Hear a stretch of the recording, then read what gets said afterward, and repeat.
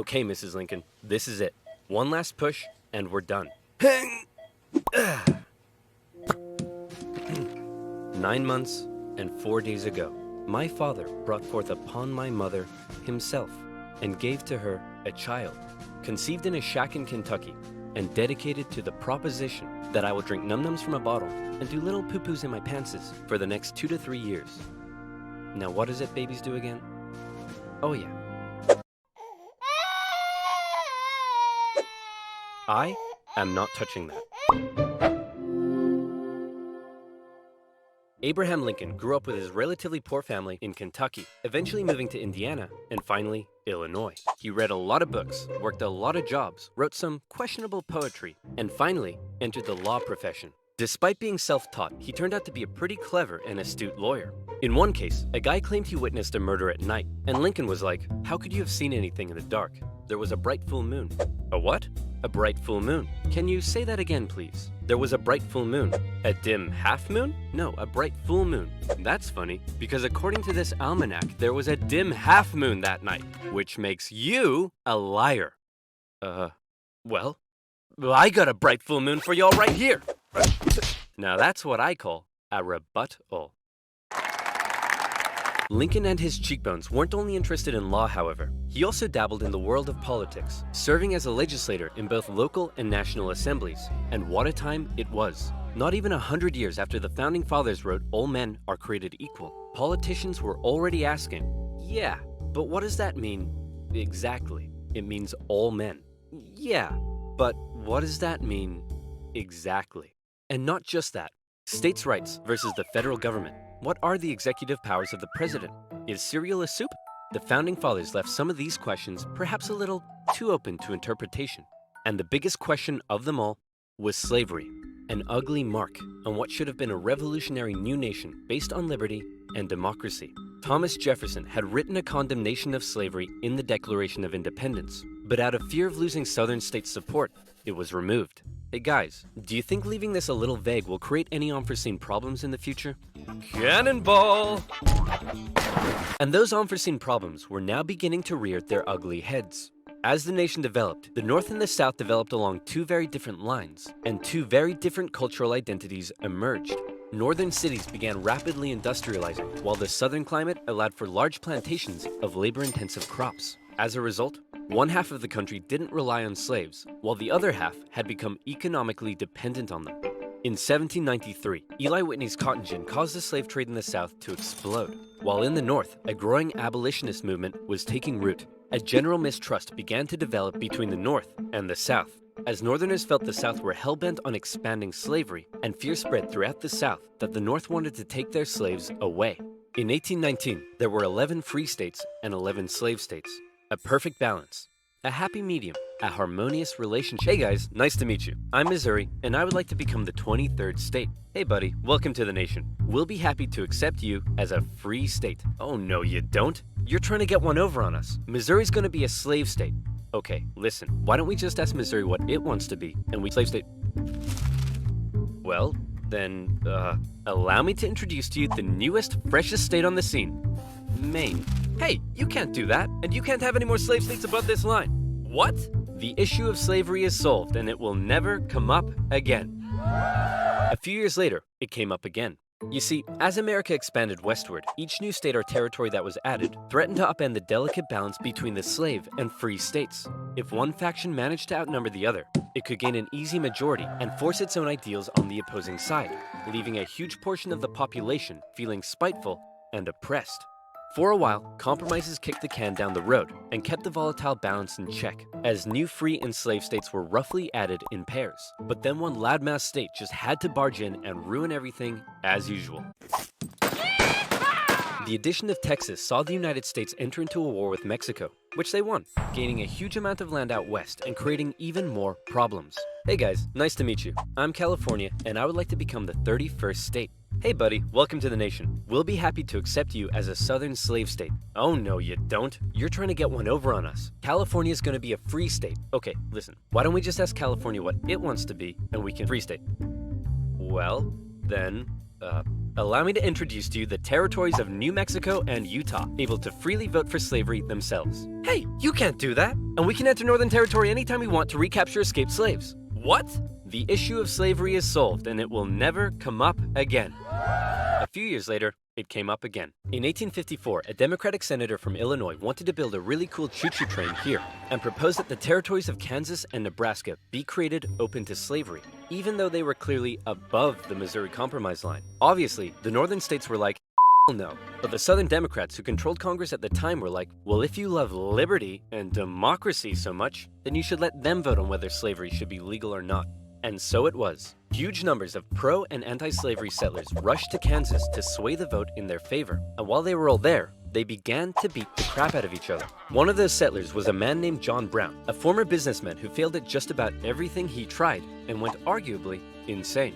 He was a radical abolitionist and dedicated much of his life to the Underground Railroad and freeing slaves. One night, in revenge for an earlier raid by pro-slavery forces, he and his sons killed a number of pro-slavery settlers in the territory, helping to kickstart years of violence known as Bleeding Kansas. Kansas and Nebraska both eventually voted in favor of outlawing slavery. But from here, the tension began to grow at a rapid pace. In 1852, author Harriet Beecher Stowe penned Uncle Tom's Cabin, a best-selling novel that exposed the terrible cruelty of slavery to the world. Oh, how awful. How morally corrupt a nation must be to allow such things to happen. Your Majesty, what should we do about all the starving children working in the coal mines? Nothing! In 1854, the Republican Party was formed, and Abraham Lincoln emerged as a leading figure. Southern Democrats viewed the new Republican Party with mistrust, believing it to be radical and abolitionist. In 1856, a politician named Charles Sumner gave a speech in Congress, calling out slave-owning Democrats with fiery language. If slavery was a woman, she'd be an ugly one. And the senator from South Carolina would like to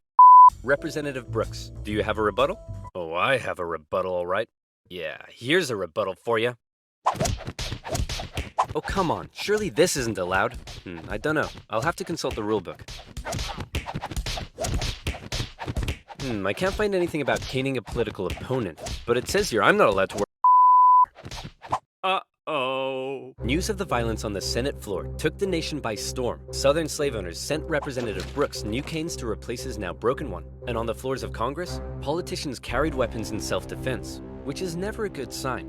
In 1857, the Supreme Court ruled in the Dred Scott case that all people of African descent, slave or free, could not be citizens, and therefore could not sue for their own freedom under any circumstances, undoing years of progress with the strike of a gavel.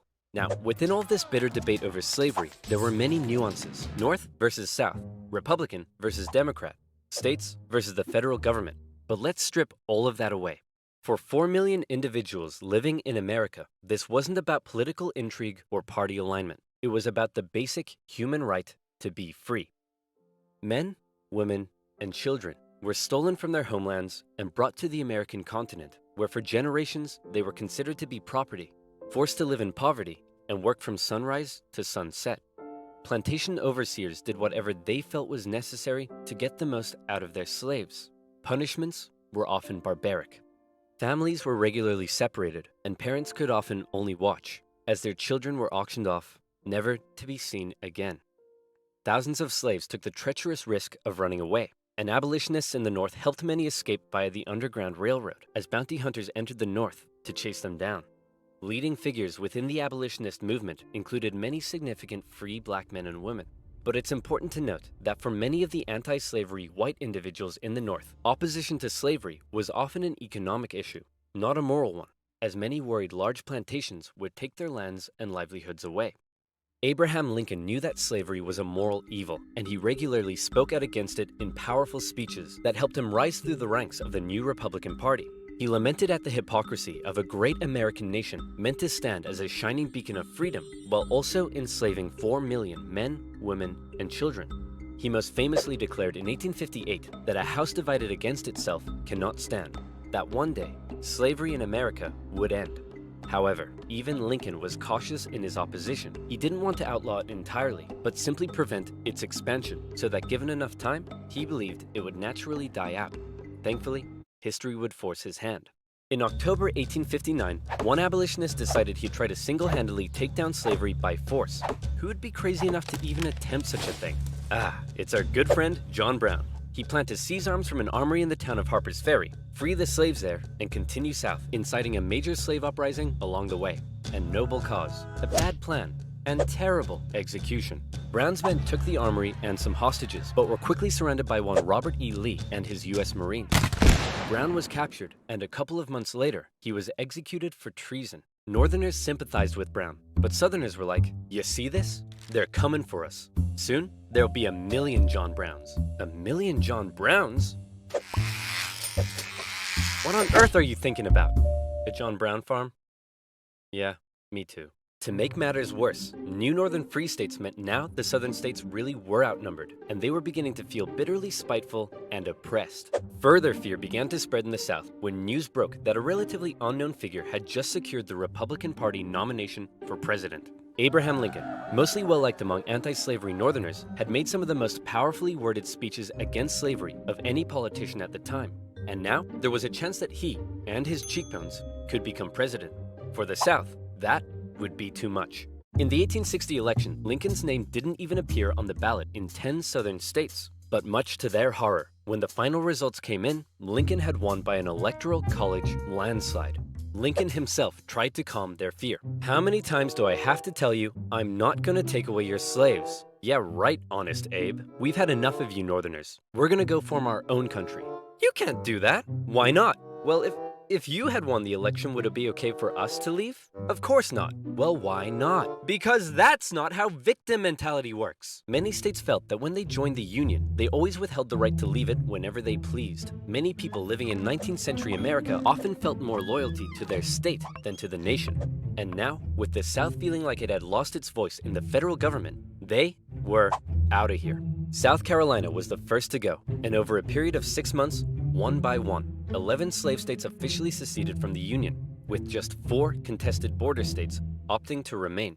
The seceding states issued a number of official documents justifying their secession. South Carolina proclaimed that it was northern states' hostility to slavery that rendered the federal government illegitimate. Mississippi declared that their position was thoroughly identified with the institution of slavery. And in a speech, the Confederate vice president stated that the new Confederate government rested upon what he called the great truth of racial inequality. Revered American generals, such as Robert E. Lee, opted to side with their states over the Union. And with all the chaos, one New York lawyer wrote that rather than a bald eagle, America's national bird should be a debilitated chicken. And hey, I kind of like that.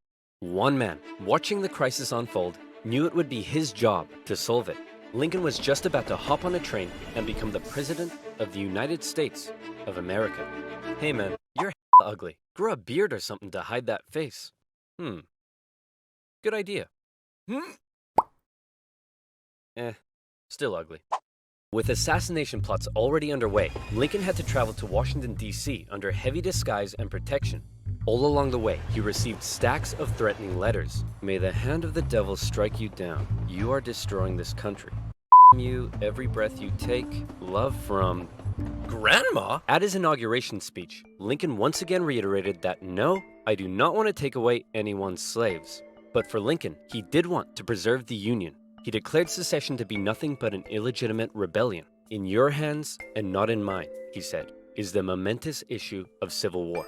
You can have no conflict without being yourselves the aggressors. We are not enemies, but friends."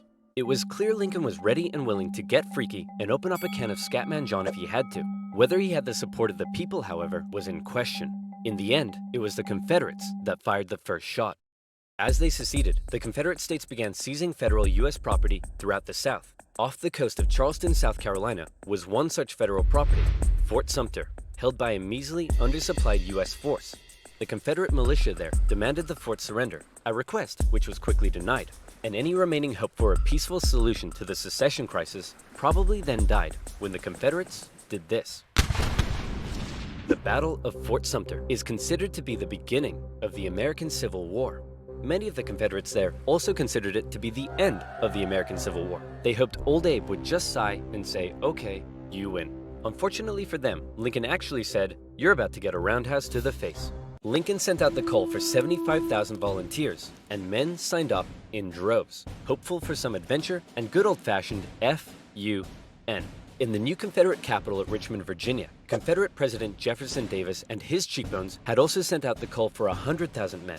As ever, both sides hoped for a quick end to the war. Is it over yet? No, Jimmy, it's been 1 week. Is it over now? No. How about now? If you ask that one more time, I swear I will turn this army around and you'll all have to go back home to your wives and children.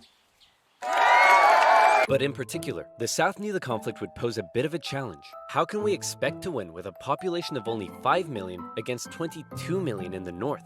If you count us 4 million slaves, you'd have 9 million. Great idea! Hand these rifles out to all the Wait a minute. You almost had me there. The problem for Lincoln was that many of his top generals were getting old and were being a bit too cautious. The commanding general was a man named Winfield Scott, a veteran of the Mexican-American War, and by now, he was too fat to even mount a horse. Okay, chaps, we need to come up with a plan. Hit me. We could wait for the Confederates to come and apologize. Maybe we should all sit in a circle and discuss our feelings. Crossing the Delaware into New Jersey worked for me. Those are all terrible ideas. And you? Wrong video. Hey, I'm the greatest president in the history of this nation. Yeah, we'll see about that, dingus. Eventually, Lincoln's generals came up with a multi-pronged strategy. First, a blockade would cut off and starve the South of supplies by sea. Secondly, taking control of the great Mississippi River would sever the South's economic artery while splitting it in two. And finally, a main Union force in the East would move south and take the Confederate capital, ending the war. Bada boom, bada bing.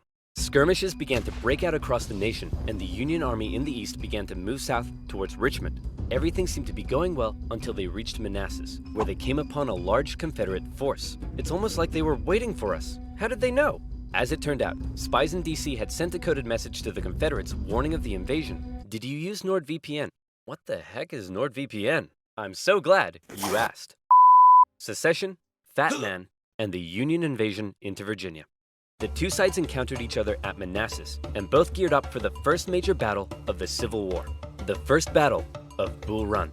The Confederates rapidly brought in support via rail, and the two sides were about equal in numbers. However, they were also equally inexperienced. A large number of civilians also rode out by carriage from DC to picnic on the nearby hills and watch the excitement unfold. Nobody seemed to quite understand how destructive this war was going to be. The Union forces pulled a flanking maneuver to hit the Confederates on their left, and the two sides fired on each other in rows. Farm families living in the area were forced to flee the fighting, including a man named Wilmer McLean. Hurry up, Martha! There's a war out here! The more you tell me to hurry up, the slower I will go!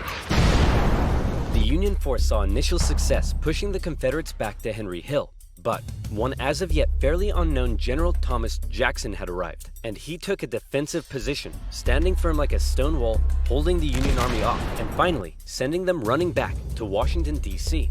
With heavy casualties, the sobering reality of war hit both sides hard, and the North, having just lost the first major battle, had to face the serious prospect that they may not actually win this war. President Lincoln, General Jackson whipped us so hard, the Confederates are calling him Stonewall Jackson. Wait, that's why they're calling him that? Not because he looks like he ran face first into a stone wall? Apparently not. Worse yet, the North had also lost the first major battle out west, giving away control of southwest Missouri. All of this was terrible news for Abraham Lincoln, especially since many of his generals and cabinet already didn't have much respect for him. They felt he was incapable of running a war because he seemed a bit like your friendly old grandpa. He famously loved a long-winded story, but deep down, few realized he could also be incredibly shrewd. Oh, Abe, you're so funny. Funny how? Funny like I'm a clown? Abe, I was just... No, funny how? Like I'm here to amuse you? During the war, Lincoln committed acts that were viewed by some as impeachable. His administration suppressed the free media from printing articles sympathetic towards the South. Some Southern sympathizers were even arrested without a trial. Lincoln's criticizers began accusing him of being a tyrant. But to quote the man himself, "Hey, it's war, baby. What are you gonna do?" By the end of 1861, with things already looking bad for the North, abolitionists such as Frederick Douglass couldn't believe that the Union Army weren't enlisting black men. He continued to put pressure on Lincoln to make the war about emancipation. "Mr. President, it's time to make the war about emancipation." I don't want to ruffle any feathers. The feathers are already ruffled. But Lincoln, hanging on to hope for a quick end to the conflict, continued to fight only for the preservation of the Union. It was decided, however, that escaped slaves from the Confederacy could be held as enemy contraband, and many of these men were put to work bolstering the Union's infrastructure and supply lines.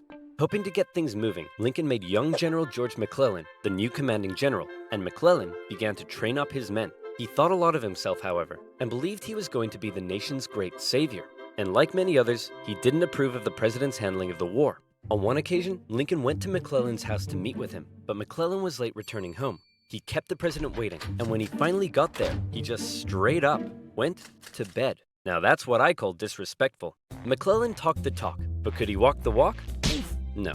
Like Lincoln's other generals, McClellan was maddeningly cautious. Hey man, could you move south and attack the enemy? What? Are you crazy? What if they have a big scary army down there? They probably do. What? Oh my gosh! McClellan worried that he did not have the numbers he needed to fight effectively. What if they have like 10,000 men? Okay, no problem. We'll get you 20,000 men. Well, what if they have 30,000 men? I'll need 40. Okay, you can have 40. Well, what if they have 50? I'll need 60.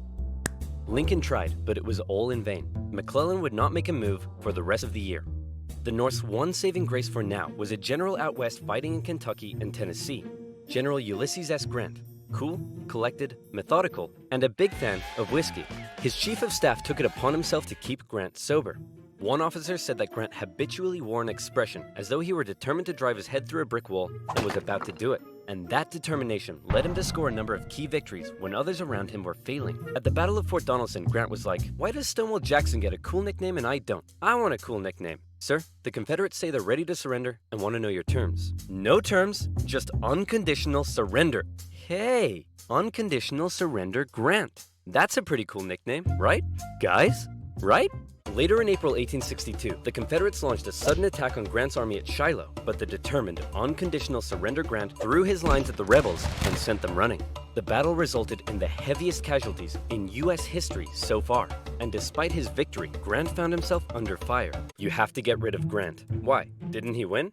Yes, but he just threw his men at the enemy. Isn't that the point? Also, he's a loony drunk. Well, what does he like to drink? I believe whiskey, sir. Then send him more. Lincoln watched as his cabinet did nothing but bicker, and his generals did nothing. But then, worst of all, personal tragedy struck. Lincoln's young son, Willie, very much loved by the president, died of typhoid fever at the age of 11. Lincoln was a sensitive man and was heavily affected by the loss. His wife was inconsolable. But one of Lincoln's greatest traits, what made him such a great leader, was in the darkest of times, with composure and determination, he kept moving forward. He knew it was his responsibility to hold himself and his family together, and by doing so, he hoped to hold the nation together. And he had had it with McClellan's inaction. Lincoln decided he was gonna take control. In March 1862, Lincoln firmly ordered McClellan to once again move south towards Richmond. McClellan insisted instead they move by sea to the Virginia Peninsula and attack Richmond from the southeast. "Yes," said Lincoln. "Okay, anything." Lincoln held on to some of McClellan's men to defend D.C. from a nearby Stonewall Jackson wreaking havoc in the Shenandoah Valley, and he sent McClellan south. McClellan landed on the peninsula, and he began to move inland. He came up against a small Confederate army that had dug in at Yorktown. McClellan vastly outnumbered the force, but it's said that Confederate General Magruder deceived McClellan by cleverly maneuvering his smaller force and making McClellan believe he faced a huge army. No, you have way more men than them. Move forward. No. McClellan settled in for a month-long siege, giving time for Johnston to move south from Manassas and Magruder time to retreat. When he finally entered the city and found it deserted, he declared it a victory, calling his success brilliant. Then, after meeting some resistance at Williamsburg, McClellan moved to within just 20 miles of Richmond, his armies able to hear the church bells ringing in the enemy capital. You still outnumber them. Go give him. No. McClellan once again held back, moving slowly and defensively, and with his army split in two, the Confederates saw an opportunity to strike back. McClellan's advance was halted, and now the Confederates pulled an ace out of their sleeve. General Lee, you're up. Do you think we should evacuate Richmond? No, Mr. President, no need. General Robert E. Lee, one of the most brilliant military commanders of the time, was now in charge. One of his biggest strengths was his ability to read the mind of his enemy, and he knew McClellan was cautious and weak. After moving Stonewall Jackson south to join him, and even though he had a smaller army, Lee hit McClellan in a series of fast-paced, close combat battles that had McClellan spooked. McClellan retreated the Union Army back again and again and again, escaping the peninsula and returning to D.C. Lee had defeated McClellan, and the campaign had failed. Well, that was a major success. A success? Tell me exactly what was successful about that. Well, we successfully retreated. You lost. I didn't lose. I merely failed to win. Things just kept looking worse for the North. At least their navy had seen some success, capturing a number of key port cities, notably when they steamrolled past Confederate forts to take New Orleans. And speaking of the navy, both sides had begun using ironclads. So that's pretty cool. But in the East, they still weren't having any luck. After McClellan's disastrous campaign, Lincoln briefly sent out one General John Pope to attack Northern Virginia. Hey man, just checking in. How's it going? Well, the Confederates kicked my butt at Cedar Mountain. Then they raided my camp and ran off with my money and clothes. Also, I appear to have been wedgied. Lee defeated Pope at yet another battle at Bull Run, in which nearby farm families once again got caught up in the fighting. Hurry up, Martha! There's another war out here! I'm waiting for my hair to dry! Wilmer McLean, sick of war, moved his family south, where he knew the war would definitely, absolutely, never touch him again. But Lincoln had yet another problem to contend with. European powers, in particular the UK, were looking increasingly like they may intervene diplomatically on the side of the Confederates. They were missing their precious supply of southern cotton because of the Union blockade, and they wanted to see a swift conclusion to the war. The tension between America and Great Britain had been increasing, especially after Confederate diplomats were discovered on a British ship.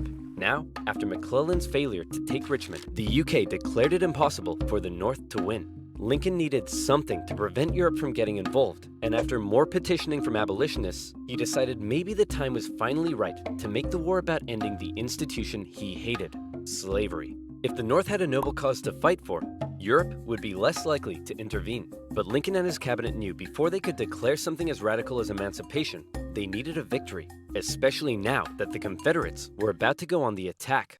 Aware that he had a limited number of men and supplies, Lee now hoped that if he could just threaten Washington, D.C. militarily, he would gain Europe's recognition and crush Northern morale in time for the midterm elections, forcing the North to negotiate. With confidence at an all-time high, for the first time, Robert E. Lee invaded the North. But on September 13th, the North finally had some luck. Oh boy, it's my lucky day! A cigar in a field. Hey, what's this wrapped around it? Oh my gosh! That's right, the North had discovered General Lee's battle plans wrapped around some cigars. And in them, they saw that Lee had split up his forces. McClellan headed out from D.C., and the two sides met in the Battle of Antietam, a crucial battle that would decide the course of the war. It saw the most vicious fighting to date, and still remains the single bloodiest day in American history. But, for once, the North came out victorious, and Lee was forced to retreat. He's on the run. Chase him down and finish him off. No. You know what, old buddy, old pal? You're fired. The North had won their crucial victory. Lincoln breathed a huge sigh of relief, and with that win, he was prepared to take a huge step. On September 22nd, the Emancipation Proclamation was issued. In January, all slaves held in the Confederate States would be, as far as the U.S. government was concerned, officially free. Throughout the North, free black men and women rejoiced, knowing that if the North were to win, their brothers and sisters would no longer be held in bondage. The proclamation also had the intended effect on Europe, who were not willing to oppose a pledge to end slavery. An outraged Confederacy knew that Lincoln had given the war a new meaning. It was no longer just about the preservation of the Union. Now, it was about creating a new Union, washed clean of its original sin. A Union without slavery.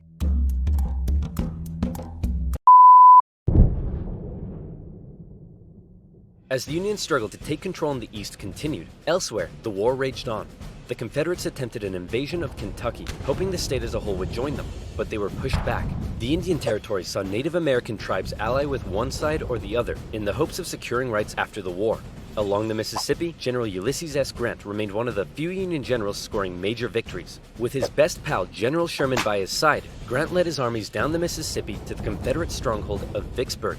Both sides knew that if Vicksburg fell, the Confederacy would be split in two, and the Confederates prepared for an intense defense of the city. But back in the East, Lincoln still wanted somebody to march south and take Richmond. Having given General McClellan the boot, he needed a new man in charge. All right, Mr. President, option 1 is General Hooker. Bit of a nutcase, but a good general. Option 2, his qualifications are his name is Burnside, and he has freaking sideburns. Say no more. So General Burnside was put in charge of the Army of the Potomac and sent south. Lincoln hoped he finally had a general who could succeed. Burnside met General Lee at the city of Fredericksburg, where he intended to rapidly cross the river and take the city. But the Union War Department was too slow in delivering the pontoon bridges, and the two sides were forced to camp across from each other, close enough to speak. Hey Yankee, ready to get your butt kicked? Yeah right, rebel. God is on our side. No way! God's on our side. Oh, you think so? Well, why don't we ask him? Hey God, whose side are you on? Ow.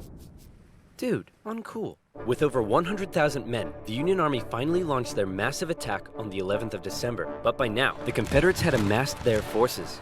During the battle, wave after wave of brave Union men marched headlong into a brutal Confederate onslaught.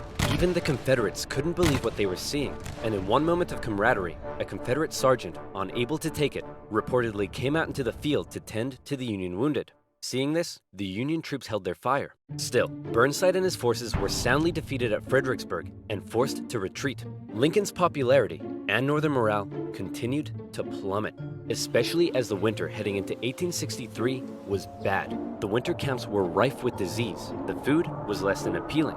On both sides, men began to leave. Hey, where do you think you're going? I'm deserting. What? Don't you love your country? Yes, I do. And I'm trying to get back to it as quick as I can. Lincoln, ever the kind and caring man he was, spent much of his time pardoning deserters' death sentences. Oh my, here's a 17-year-old boy sentenced to be hanged. Well, I'd better suspend his sentence. Or he'll be suspended tomorrow.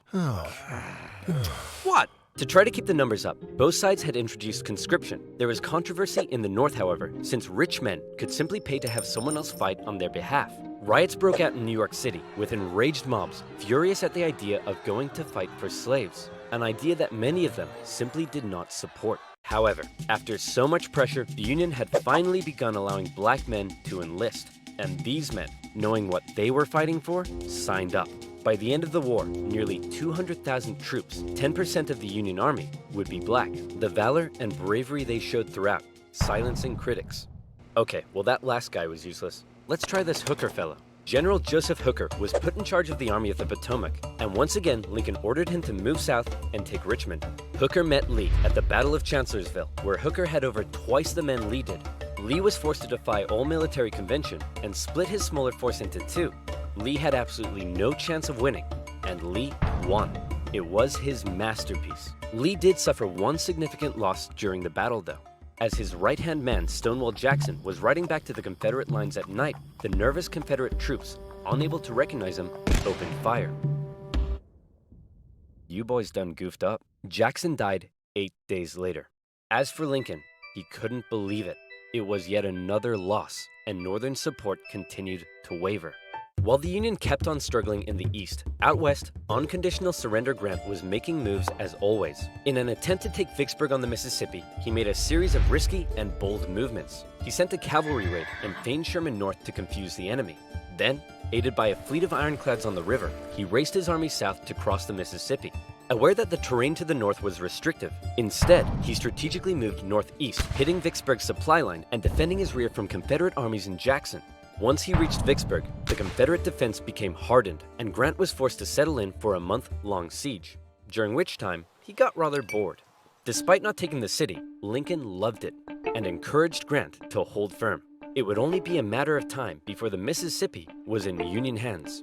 Around this time, the people in the west of Virginia, who had remained loyal to the Union throughout, finally broke away to form their own state. They could have named it anything in the world, but the creative minds at the time came up with the ingenious West Virginia. Back in Washington, Lincoln once again wanted a new general to take command. Oh my goodness, why do all these 19th century generals look so bust? Look, we got Sleepy Eyes Joe here. That's Princess Leia with a mustache. E.T. phoned the doctor. Fine, why don't we give Snapping Turtle McGee here a shot? So General Snapping Turtle McGee was put in charge of the Army of the Potomac, and it was a crucial time for the Union, because once again, the Confederates decided to go on the attack. So far, they had done exceedingly well militarily, but as the war kept going, the Confederate economy was crumbling. Riots broke out in the streets of Richmond as the price of bread skyrocketed. Supplies were dwindling. Jefferson Davis wanted to send men west to rescue Vicksburg, but General Lee knew the longer the war lasted, the worse their chances got. And he still hoped if he could just threaten D.C., the already demoralized North would surrender. So in June 1863, with the momentum behind him, General Lee once again entered the North, fighting his way through Maryland and into Pennsylvania. General Meade set out to meet him for what would be the most significant battle of the entire war. If the Confederates won, D.C. could fall. If the Union won, it would be a turning point, as the Confederates would run out of steam, and the small town that was to get caught up in the crossfire of the largest battle in American history was Gettysburg, Pennsylvania. On June 1st, units from each army encountered one another and skirmished through the town itself. The townspeople were forced to take refuge, except for one man who reportedly ran outside for a strange reason. "Joseph, what are you doing?" "I'm not gonna let them take my beans." "How many times do I have to tell you, they're not here for your beans?" By the second day, over 100,000 men stretched for miles across the battlefield. Lee took the initiative, deciding to hit the enemy's flanks, and he came very close to breaking through the Union's disorganized left. But Union Colonel Joshua Chamberlain ordered a desperate bayonet charge, smashing into the Confederates and forcing them back. The Union forces held across the line. On the final day, Lee believed the Union Army had fortified its flanks, so he decided to finish them off with one massive central assault. The Confederates rushed at the Union lines during General Pickett's charge, and this time, it was the Union's turn to unleash hell. Meade had correctly guessed Lee's strategy, and the Confederates were decimated, forced to turn and flee. A devastated General Lee called out to his fleeing and wounded men, telling them it was his fault. And after holding for a counterattack that never came, he ordered a retreat back into Virginia. The North had just managed to score a massive victory, and one they desperately needed. And if that wasn't enough, in the West, after a month-long siege, Vicksburg finally fell. The North now held the Mississippi. And better yet, it was the 4th of July. With control of the Mississippi, Union forces moved into Arkansas and Tennessee. Tennessee in particular saw heavy fighting, with Union General Rosecrans masterfully pushing Braxton Bragg's Army of the Tennessee out of Tennessee. He suffered a major setback, however, at the bloody Battle of Chickamauga and ended up under a Confederate siege at Chattanooga. At one point during the siege, a temporary truce was declared so that wounded men could be recovered. And often in the Civil War, during these small truces, men from both sides would meet in the middle to trade things like tobacco, coffee, and maybe even honey. Now where was I? Oh yeah, Vicksburg, 4th of July, and the Siege of Chattanooga. Thankfully, General Grant, now in charge of all Western Union armies, showed up and karate-kicked Bragg right back into Georgia. Like this. With Sherman and Hooker, Grant took on Confederate positions in the mountains around the city, including the famous battle above the clouds and Mission Ridge. Grant continued to be Lincoln's #1 guy. With these victories, Lincoln hoped the war was finally turning. Back in Gettysburg, the entire town had been turned into a hospital to care for the scores of wounded men. Throughout the war, on both sides, women such as Clara Barton rose to the occasion, doing crucial work on the home front and volunteering as nurses for those who had given their lives. A new national cemetery was to be established at Gettysburg, and Abraham Lincoln traveled out to attend the opening ceremony. At the event, the main speaker spoke for 2 hours. Then, Abraham Lincoln was called forward to give some brief, appropriate remarks. In just 2 minutes, he masterfully and poignantly iterated America's national purpose and the need to continue the fight. The Gettysburg Address would become one of the most famous speeches in American history. While they were now making progress, the North still couldn't find a decisive victory in the East. And that was bad news for Lincoln, because his presidency was now in its 4th year. In 1864, there was an election coming. The Confederates knew this too, and with little hope left of being able to threaten the North militarily, they believed their last shot at victory may be in the election, since Lincoln, emancipation, and the war itself weren't exactly popular. People in the North were sick of war and wanted to put it behind them. Robert E. Lee hoped that if he could just hold out and continue to inflict more defeats, the people of the North would vote Lincoln out and replace him with a Southern sympathizer who may be willing to negotiate. Lincoln knew now he desperately needed a victory. Now, I know what you're thinking, but oversimplified. If Lincoln loves General Grant so much, then why doesn't he put him in charge of the campaign in the East? Well, guess what, loyal subscriber? You've hit the nail on the head. You're bold, Grant. I'll grant you that. I'm promoting you to General-in-Chief, and I ain't taking you for granted. Now I want you to go defeat Lee. Grant me my wish. Please stop. So Grant was put in charge, and he came up with a new plan. He wanted to press the Confederates on all fronts, with General Banks to capture Mobile, Alabama, General Sherman moving south to Atlanta, and Grant joining the Army of the Potomac as they advanced through Virginia. In May 1864, that plan went into action. Sherman steadily advanced on Atlanta, facing off against the smaller Confederate army under General Joseph E. Johnston. In addition, a cruel yet highly skilled cavalry general and winner of the funniest Confederate statue award, Nathan Bedford Forrest, was also nearby, doing his best to threaten Sherman's advance. But in a series of battles, Sherman dominated and pushed Johnson back to the city. But he was held just outside of Atlanta itself and was forced to lay siege. Meanwhile, The main show was happening to the east in Virginia. The Union's top general was finally about to face off against the Confederacies. Lincoln hoped Grant would bring something new to the Eastern Theater, and bring something new he did. As Grant began moving south, Lee still regularly outmaneuvered him and inflicted heavy casualties, hoping to demoralize the North as much as he could. But here's what set Grant apart from others. He knew Lee was running out of men and that the North by comparison had plenty. Grant would throw his forces at Lee, and even when Lee repelled them, Grant, rather than pulling back, would give the order to keep moving forward and flank Lee. Again and again. In under 6 weeks, 80,000 men would be killed, wounded, or missing. In DC, Grant was criticized for being a butcher. At the Battle of the Wilderness, the Union casualties were so heavy that Grant reportedly began to weep. But still, Grant could replace his losses. Lee couldn't, and he was being pushed all the way back to Richmond. Lee knew once he got there, he'd be under siege. Then, it would only be a matter of time. Close to Richmond, Grant again suffered horrific casualties in a miscalculated assault at Cold Harbor. Then, trying to be a trickster, instead of moving on Richmond directly, Grant moved towards Petersburg to flank the Confederate capital and cut its supply line. But, just like Sherman, Grant was halted outside of the city, and he too was forced to settle in for a siege. 2 identical sieges would not be good enough for Lincoln's re-election.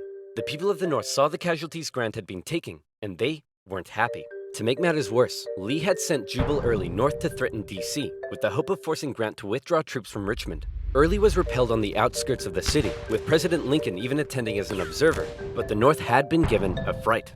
So with the war currently in a stalemate, who was to be Lincoln's opponent in the critical 1864 election?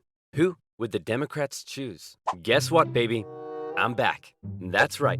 General George B. McClellan would run for president against Abraham Lincoln. My fellow countrymen, if you elect me, I, the great General George McClellan, will fearlessly and valiantly win the war. Unlike this douchebag, many Democrats, however, including McClellan's running mate, wanted to end the war. So it's possible McClellan may have ended up fearlessly and valiantly making peace with the Confederates, which is exactly what they were hoping for. With the war in a stalemate and Lincoln still not popular, it looked like McClellan would win, and the Confederacy may have a chance at surviving after all. Lincoln himself said that without some kind of major victory, it seemed exceedingly probable that this administration will not be re-elected. Well, fret not, Abe, because if it's a major victory you want, it's a major victory you'll get. Atlanta had been under siege by General Sherman for just over a month. After a number of battles around the city, Sherman sent a force south to sever the city's supply line, and Confederate General Hood was forced to abandon it. Atlanta, one of the Confederacy's most important cities, had fallen into Union hands. For many, it was clear that the Confederacy's defeat was now inevitable, and the war would soon be over. When the final results came in, Lincoln had won with an electoral college landslide, with the troops in particular voting overwhelmingly for Lincoln, which must have been touching for their commander-in-chief. Hey man, looks like you lost. No hard feelings? I didn't lose. I merely failed to win. In January, Lincoln involved himself heavily in ensuring the 13th Amendment made it through Congress. In a narrow and historic vote, the amendment passed. Slavery would now be constitutionally banished throughout the nation. Black men and women, watching the vote from the galleries, knew the work had only just begun. A couple months later, at his second inauguration, with victory right around the corner, he didn't celebrate, he didn't gloat. Instead, he emphasized the need for reunification and binding up wounds. To him, Americans, North or South, were to again be compatriots. However, listening to Lincoln speak that day was a man who had no interest in reunification. John Wilkes Booth, an actor living in DC, was also a deep Southern sympathizer. And as the war turned against the Confederacy, depressed and full of hate, he was already plotting his revenge on the man he held responsible. With further Confederate losses, it was pretty clear at this point who would win. But still, Jefferson Davis showed no sign of giving in. The North were frustrated to see the conflict being dragged out. Why waste more lives? In Atlanta, General Sherman believed he had the key to forcing the Confederacy's hand. He had an unusually modern concept, that an army could only survive with the support of the people. Strike at the people, and the army collapses. Sherman decided to do something unprecedented. He would remove his 62,000 men from their supply line and march through the heartland of the Confederacy, where they would live off the land. There, they would wreak havoc. As they marched, they tore up railroads, burned farms, and destroyed communication lines. They also liberated thousands of slaves. The damage done was estimated at $1.4 billion. The tactics were cruel, but to Sherman, it was better than losing yet more men in battle. In December, he reached Savannah, Georgia, but he wasn't done yet. Next, he turned north to inflict his punishment on the first state to secede, South Carolina. As he moved, he came ever closer to General Lee's army, still holding out at Petersburg. The siege of Petersburg had lasted for 292 days. 60,000 of Lee's men had deserted. Numerous Union attempts to break through had failed, but when the breakthrough finally came, it came quick. On April 2nd, a Union assault finally pushed the Confederates from their defenses. Hey man, there's no need to evacuate, right? You'll rescue us like last time, right? Sorry, can't hear you. Lee narrowly escaped the city, hoping he'd be able to meet up with General Johnson and continue the fight. Grant chased him down. Richmond was evacuated, and Jefferson Davis went on the run. As they left, the Confederates set fire to military buildings, but the flames burnt out of control, and as the Union troops arrived, they became firefighters. A couple of days later, Abraham Lincoln visited the war-torn city. Grant caught up to Lee at Appomattox Courthouse, where he trapped his forces. It was here, on April 9, 1865, that Lee saw no point in continuing. Sir? Listen, bub. I drank a bit too much last night, and now I'm hanging like a fruit bat on a hot day. So whatever you have to say, I don't want to hear it.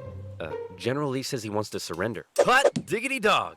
Grant and Lee met in the home of a nearby farm family, owned by a man who had tried his best to escape the Civil War years earlier, Wilmer McLean. All right, can we all just hurry up and get this over with? Martha, not now! I'm cleaning. Do you want us to get rats? Grant and Lee, after years of war, now spoke respectfully to one another. When Lee left, his face filled with emotion, Grant's men began to cheer, but Grant ordered them to stop. He knew that now was the time for reconciliation. Just over 2 weeks later, General Johnson would surrender to Sherman, ending the war for 89,000 Confederate soldiers in the largest surrender of the war. Not every Confederate state had surrendered, but the war was as good as over. Across the North, church bells rang out and celebrations erupted. In Washington, Lincoln gave a speech from the White House to a jubilant crowd, in which, among various things, he expressed his support for black voting rights. Lincoln had seen the nation through its deepest crisis. The presidency had visibly aged him. He had lost over 20 pounds. He said sometimes, "I think I am the tiredest man on earth." I'm not sure tiredest is a word, but geez, the man's exhausted. Cut him some slack. On a carriage ride with Mary, Lincoln clearly was looking forward to being a president in a time of peace. He was apparently very cheerful, surprising his wife, and he told her that between the war and the loss of their son, they'd both been very miserable. Now, it was time to be happy. On the evening of April 14th, Lincoln attended a play with his wife and some friends at Ford's Theater. It was a comedy, and the president appeared to be enjoying it very much. In a nearby bar, John Wilkes Booth swallowed 2 glasses of brandy. He slipped quietly into the president's booth and awaited for the audience's laughter to rise. The president was shot in the back of the head. Booth fled the city. Soldiers carried Lincoln to a boarding house across the street.